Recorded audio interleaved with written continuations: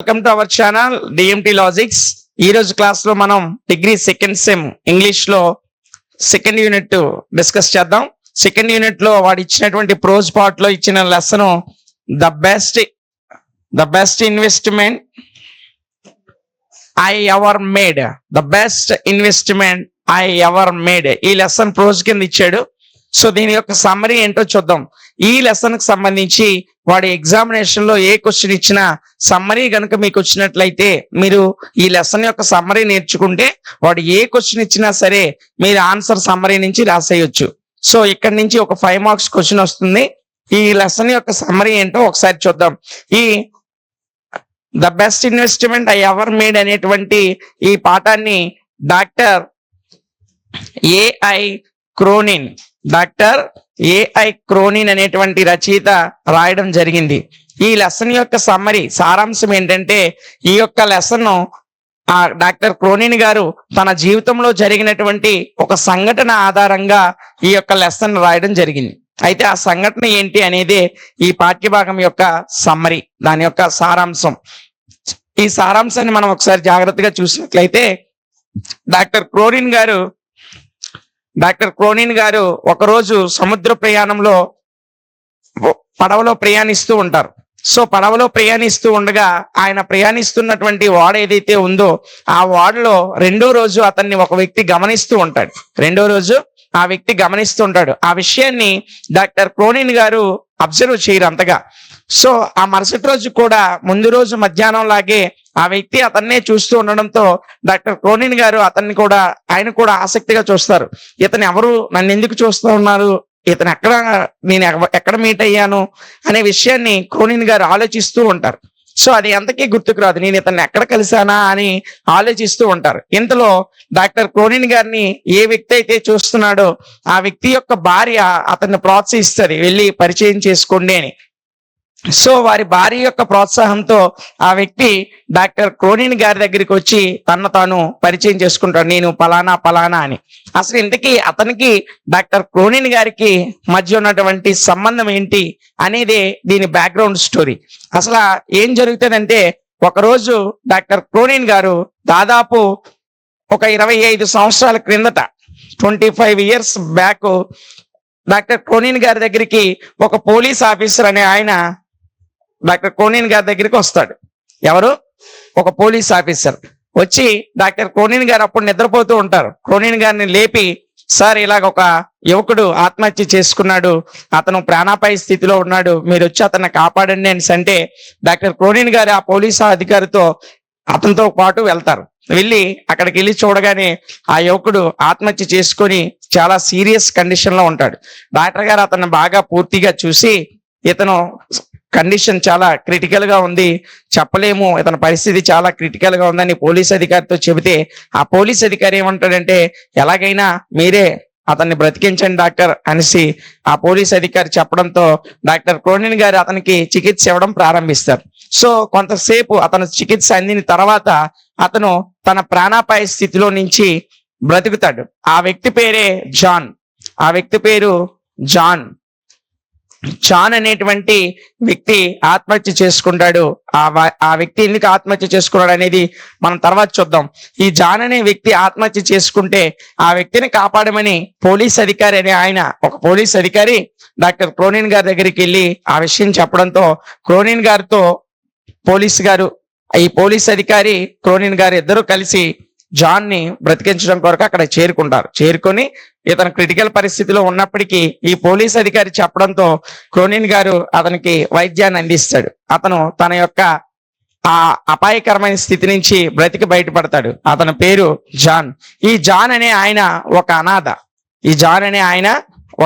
అంటే అతనికి తల్లి గాని తండ్రి గాని ఎవరు ఉండరు. సో ఈ జాన్ ని వాళ్ళ మేనమామ గారు, వారి మేనమామ తీసుకొని వెళ్ళి ఒక ఉద్యోగంలో చేరిస్తాడు.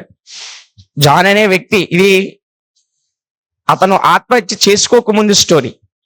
ఈ జాన్ ని వారి మేనమామ ఎవరూ లేకపోవడంతో అనాథ అయ్యి ఉండడం వల్ల వారి మేనమామ తీసుకొని వెళ్ళి ఒక ఉద్యోగంలో చేర్పిస్తాడు. ఒక ఆఫీస్లో ఉద్యోగానికి చేరిస్తే అతను ఉద్యోగం చేసుకుంటూ ఉంటే అతను ఇంకా సంపాదించాలి, ఎలాంటి కష్టము పడకుండానే ఎక్కువ డబ్బు సంపాదించాలనే అత్యాశకు పోయి అతను ఏం చేస్తాడంటే పేకాటకు బానిస అయిపోతాడు. సో పేకాట ఆడడం వల్ల అతను ఉద్యోగం ద్వారా వచ్చినటువంటి జీతాన్ని మొత్తం ఆ పేకాట్లో కోల్పోయి చివరికి వారి దగ్గర వీరి దగ్గర అప్పులు, విపరీతమైనటువంటి అప్పులు చేసేస్తాడు. ఆ అప్పులు కూడా అతను తీర్చుకోవడానికి ఇంకా కొత్త అప్పులు చేస్తూ ఉంటాడు. ఆ అప్పులు చేసినటువంటి డబ్బులను కూడా అప్పులు తీర్చకుండా మరలా ప్యాకెట్లో పెట్టి ఆ ప్యాకెట్లో విపరీతమైనటువంటి నష్టానికి గురైపోతాడు.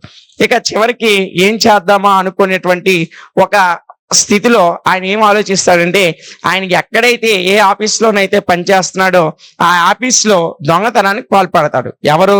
ఈ జాన్ అనేటువంటి వ్యక్తి దొంగతనానికి పాల్పడి ఆ డబ్బులు పట్టుకొని వెళ్ళిపోయి అప్పు తీర్చకుండా మరలా అది కూడా ప్యాకెట్లోనే పెడతాడు. సో ఈ విధంగా ప్యాకెట్లో ఆయన తన సంపాదనను కోల్పోతాడు, అప్పులు చేసినటువంటి డబ్బుల్ని కోల్పోతాడు. ఇక చివరగా అతను దొంగతనం చేసి తెచ్చిన డబ్బుల్ని కూడా ప్యాకెట్లో పెట్టి ఈ జాన్ అనే ఆయన ఆ మొత్తాన్ని కూడా కోల్పోవడం జరుగుతుంది. సో ఇంకా చేసే ప్రయత్నం లేదు. అప్పులు చేశాడు, తన దగ్గర ఉన్నటువంటి సంపాదనను కోల్పోయాడు.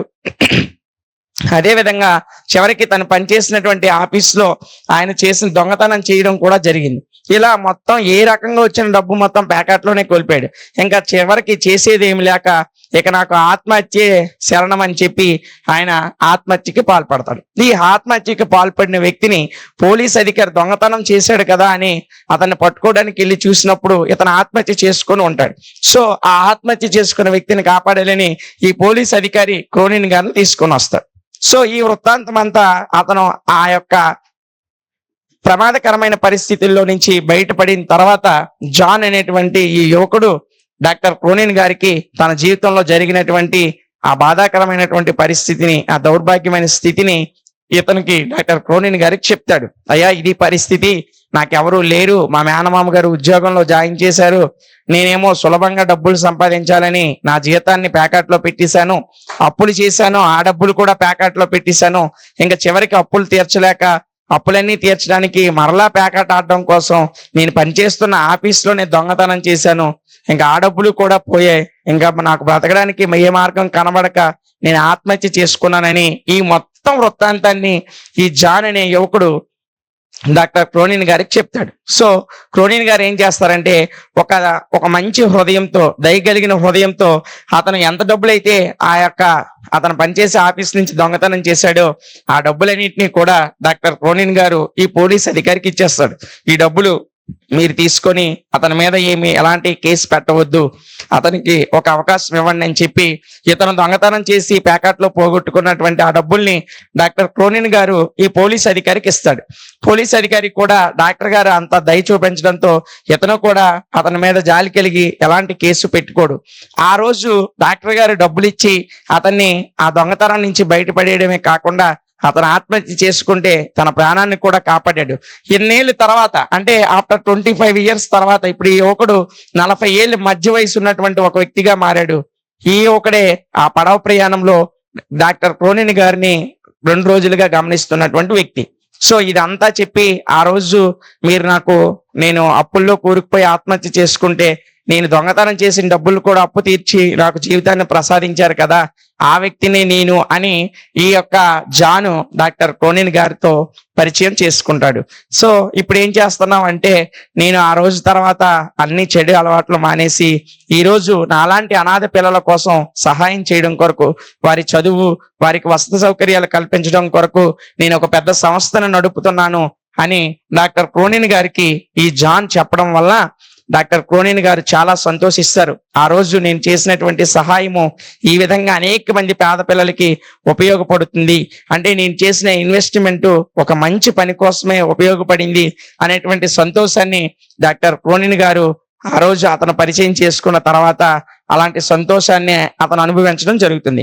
ఇది the best investment I ever made అనేటువంటి పాఠం యొక్క సమ్మరీ.